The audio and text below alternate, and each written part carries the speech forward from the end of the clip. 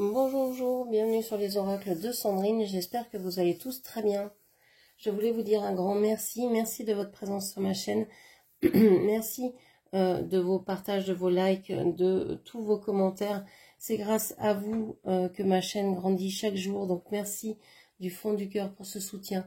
Ça m'aide beaucoup, ça me touche énormément, donc merci à tous les nouveaux abonnés, aux anciens, à ceux qui me suivent depuis le départ, ceux qui me découvrent. Merci à vous. Je suis Sandrine, je suis jardinière d'âme et je vous propose des lectures d'oracle personnalisées, des cocons de soins et des soins Reiki chamaniques. N'hésitez pas à aller voir dans la barre de description, vous avez toutes mes prestations. Allez, c'est parti. On va aller voir ce qui vous attend ce vendredi 11 juillet 2025. Quels sont les messages, les énergies du jour. Alors, on vous dit que il y a quelque chose que vous n'avez pas envie de perdre aujourd'hui. Vous vous agrippez à quelque chose ou à quelqu'un parce que vous n'avez pas envie de perdre cette chose-là. Alors, ça peut être vouloir s'agripper parce que le temps va trop vite, tout passe trop vite. Vouloir s'agripper à un travail, vouloir s'agripper à une relation, vouloir s'agripper à ce qu'on avait imaginé de possible. Bon, ok, on va voir.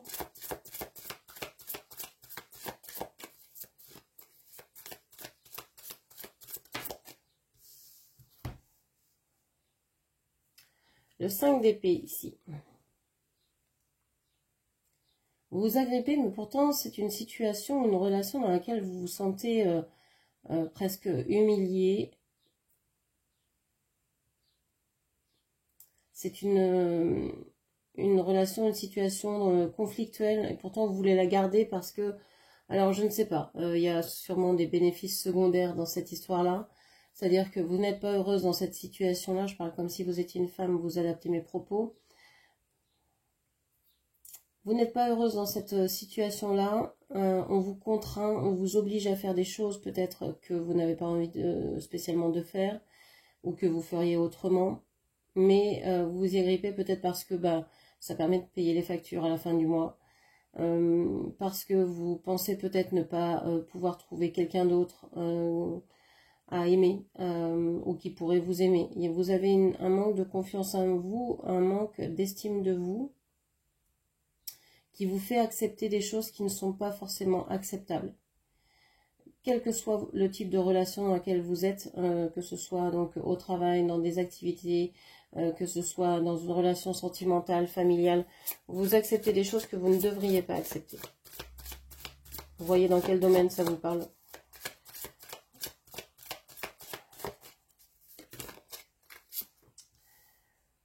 On vous parle, oui, vous êtes la reine de coupe, vous avez un grand cœur, vous aimez aider, vous aimez donner, vous aimez sauver les gens, les aider, les soigner, prendre soin d'eux. Mais je pense qu'il y a une confusion entre amour et sacrifice ici. J'ai l'impression que vous vous dites que pour être aimé, il faut que les autres... que vous pouvez vous sacrifier pour les autres, quoi. Et c'est... Je pense que vous êtes en train de vous rendre compte que c'est pas la bonne manière de faire. Parce que ces personnes-là ne vous respectent pas, en fait. Elles viennent chercher auprès de vous un service qui est du soutien, de l'aide, de l'écoute, ce que vous voudrez. Mais elles ne viennent pas vous aimer.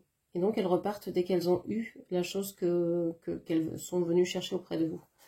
Et vous comprenez pas pourquoi vous qui aimez tant, êtes dans des relations, quelles qu'elles soient, passagères, qui ne durent pas, et pour lesquelles vous vous sentez démunis une fois qu'elles sont terminées, parce que vous imaginiez que ça allait durer pour toujours, etc. Et parce que vous avez donné énormément de temps, d'attention, d'amour, de prévenance, etc. Et en fait, vous vous dites, mais je me suis vidée et là, il n'y a plus personne, quoi. Donc c'est pour ça que vous voulez retenir cette relation, mais en même temps vous vous dites à quoi bon. Les bénéfices secondaires ici c'est bah je suis pas seule au moins, même si cette personne me malmène, bah je suis pas seule. Peut-être que vous pensez aussi que cette relation, même si elle est malmenante, peut vous aider à comprendre des blessures, à soigner des blessures chez vous, en vous. Ok.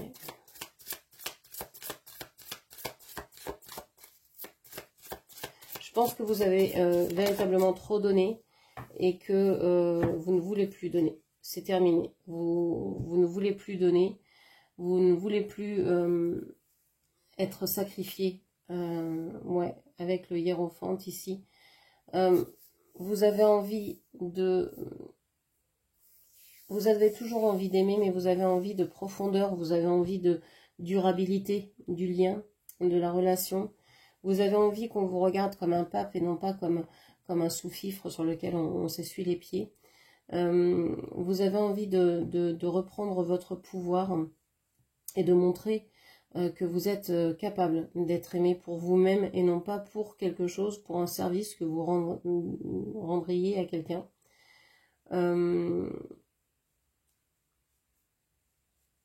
Je pense que vous êtes en train de travailler sur vous pour travailler justement cette confiance en vous, cette estime de vous, pour retrouver ça, pour retrouver ce pouvoir personnel que vous avez perdu pendant très longtemps et que vous n'avez peut-être jamais eu entre les mains depuis votre enfance.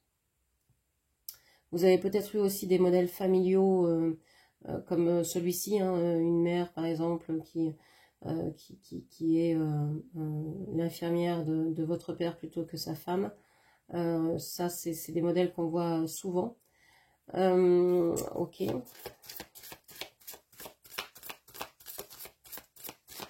Vous savez que vous êtes sur la bonne voie en vous fixant sur l'amour, en étant dans le cœur. Avec le roi d'épée ici. Alors, vous pourriez être amoureuse de quelqu'un qui est très froid, distant, qui ne parle pas, un taiseux.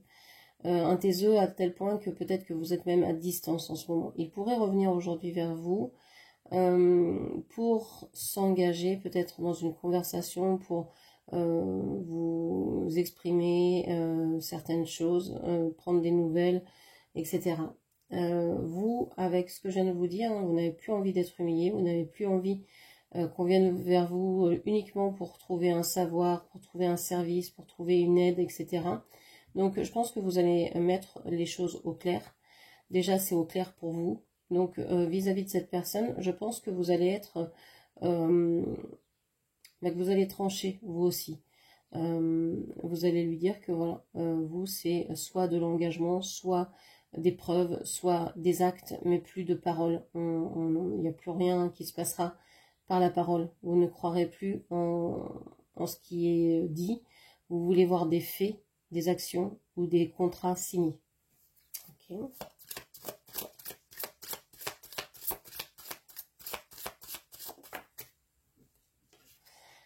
Si c'est pas quelqu'un en face de vous, c'est peut-être vous qui prenez cette attitude-là en vous disant, ben voilà, il va falloir que je coupe avec certains contrats que j'ai pris. Vous avez peut-être signé certains contrats dans le temps, je sais pas, pour un travail que vous avez aimé, pour une maison, pour, je sais pas, des engagements, on en prend plein.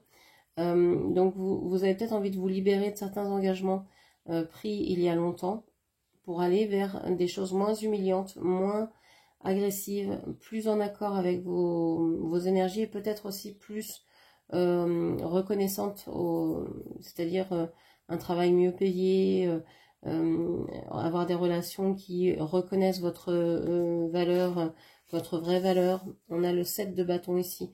Ouais, vous n'avez plus envie de continuer avec des personnages qui ne parlent pas, qui sont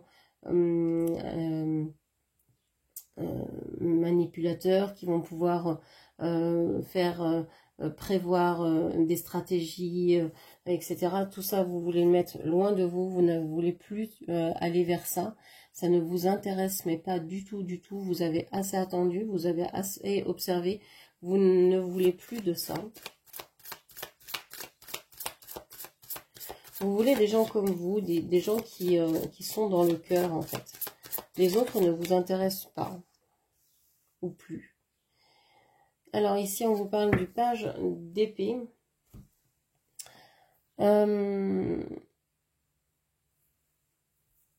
Vous êtes un... Alors déjà, le page, c'est quelqu'un de pas très sûr. Hein. Vous n'êtes pas très sûr de vous, vous n'êtes pas très sûr de ce que vous ressentez comme guidance, comme intuition. C'est comme si vous aviez des messages, mais vous n'étiez pas sûr de bien savoir les lire. Vous avez peut-être, vous vous méfiez peut-être de ce que vous entendez, des signes que vous voyez, des synchronicités, etc. Vous vous dites non mais c'est pas possible, ça peut pas être ça.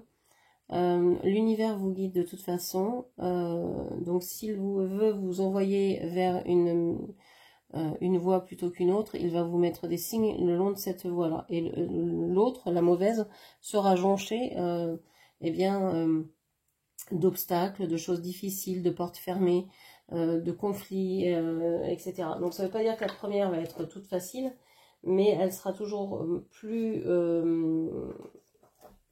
simple que celle qui ne vous est pas destinée. Alors, qu'est-ce qu'on vous dit encore ici? On vous parle de l'hypersensibilité déséquilibrée aujourd'hui. Alors, vous allez être peut-être hypersensible, c'est la journée, on vient de passer la pleine lune. Donc, l'énergie, votre sensibilité peut-être à son comble ici. Vous avez peut-être du mal à supporter le bruit, les gens, je sais pas, trop de choses autour de vous, trop de personnes, trop de, je sais pas quoi. Il y a un déséquilibre ici. Vous ressentez peut-être aussi, on a ce personnage hein, qui est dans la même position. Vous n'avez peut-être pas besoin de quelqu'un pour vous sentir pas très bien aujourd'hui parce que vous ressentez les choses intérieurement très fort. Donc vous pourriez être même gêné par vous-même, par ce que vous ressentez dans votre corps, qui n'a peut-être au vu des autres rien d'exceptionnel, mais vous pouvez sentir la moindre chose. Et c'est assez troublant de sentir son corps à ce point-là, d'être aussi sensible que ça, et que personne ne puisse autour comprendre, entendre votre sensibilité, qui n'est pas de la sensiblerie, qui n'est pas de... Il y en a beaucoup qui pensent que l'hypersensibilité, c'est en faire trop, c'est trop s'écouter, mais l'hypersensibilité, c'est pas quelque chose que l'on choisit, on est comme ça. C'est comme si on vous disait, bah, t'as les yeux trop bleus, bah oui, qu'est-ce que tu veux que j'y fasse? Donc c'est juste ça, mais c'est peut-être aujourd'hui difficile à gérer dans cette vie et dans ce monde qui est de plus en plus dur. Être hypersensible, c'est quand même quelque chose d'éprouvant. Surtout qu'on peut rencontrer aussi d'autres hypersensibles qui sont hypersensibles sur d'autres sujets.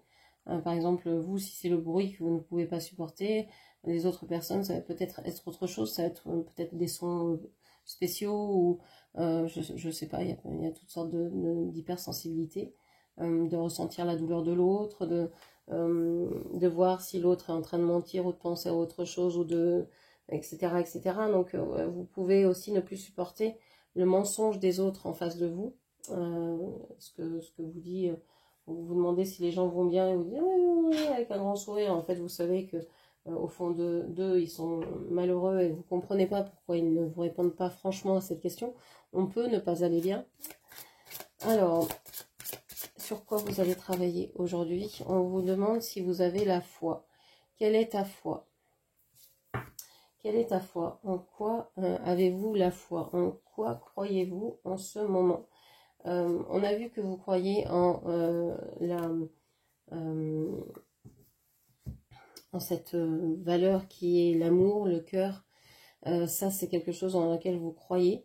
Vous croyez peut-être de plus en plus en la spiritualité. Donc moi, ce que j'appelle la spiritualité, c'est vraiment un lien avec le monde invisible, avec les énergies, avec les êtres de la nature, avec tout ce qui nous entoure. Pour moi, tout a une âme.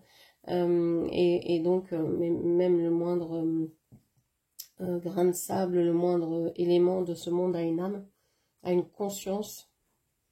Et donc, c'est intéressant de voir le monde comme ça.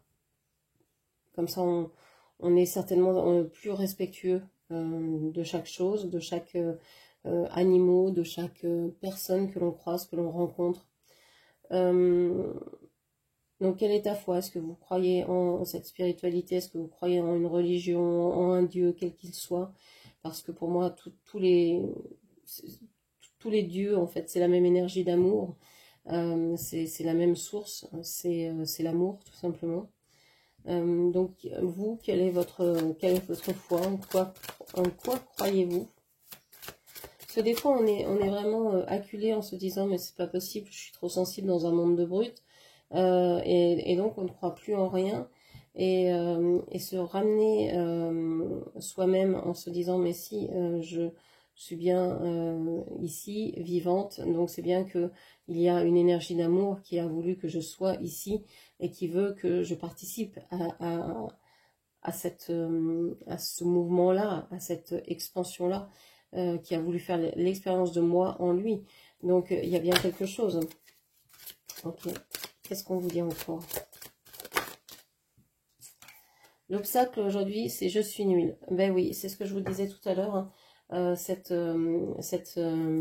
impression que vous n'avez besoin de personne pour vous sacrifier ou pour vous sentir nul, moins bien qu'eux. Il y a une histoire de comparaison avec les autres, d'être toujours moins ou d'être pas assez ou je sais pas quoi.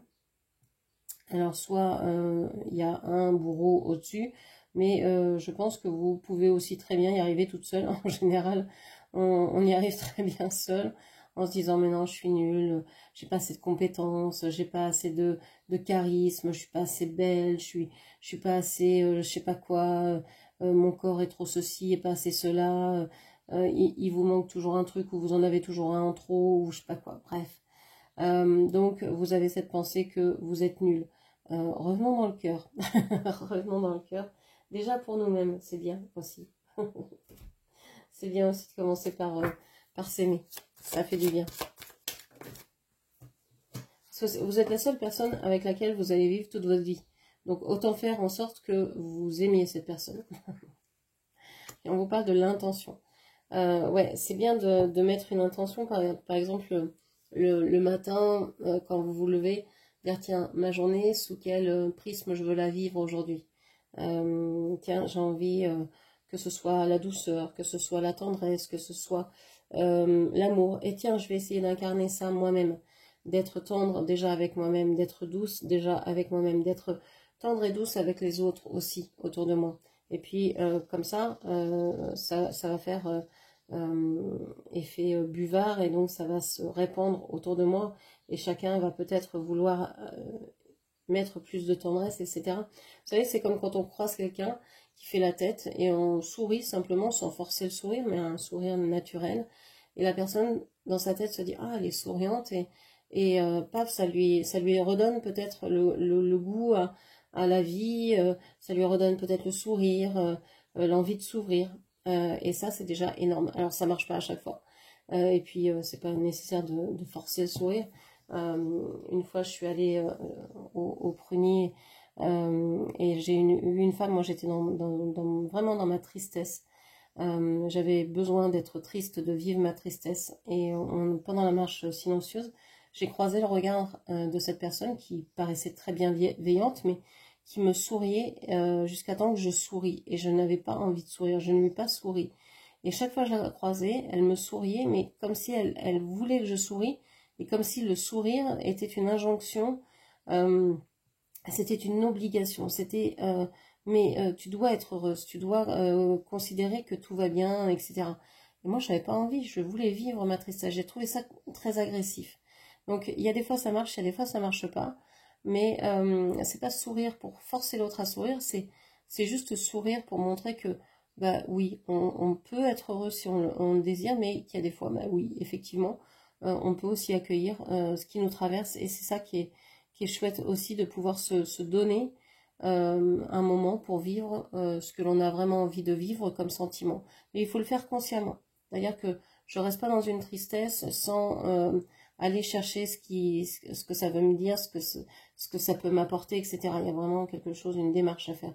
Tout doit être conscient en fait hein, dans cette vie, parce qu'on on a tendance à vivre dans un pilote, en pilote automatique et de pas réfléchir. Mais pourquoi je suis en colère? Qu'est-ce que ça touche en moi? Qu'est-ce que ça vient réveiller? Pourquoi je me suis mis dans cet état? Est-ce que c'est si grave? Etc. Parce que toute émotion est bonne, mais on peut apprendre aussi de toute émotion. Donc, c'est important de se pencher là-dessus. Donc, mettre une intention sur ce que l'on veut vivre dans sa journée me paraît une très bonne idée. Voilà ce que je pouvais vous dire. J'espère que cette lecture vous aura parlé. N'hésitez pas à la commenter, partager, liker, puis bien sûr à vous abonner à ma chaîne. Je vous remercie, je vous embrasse et je vous dis à très bientôt. Merci, au revoir.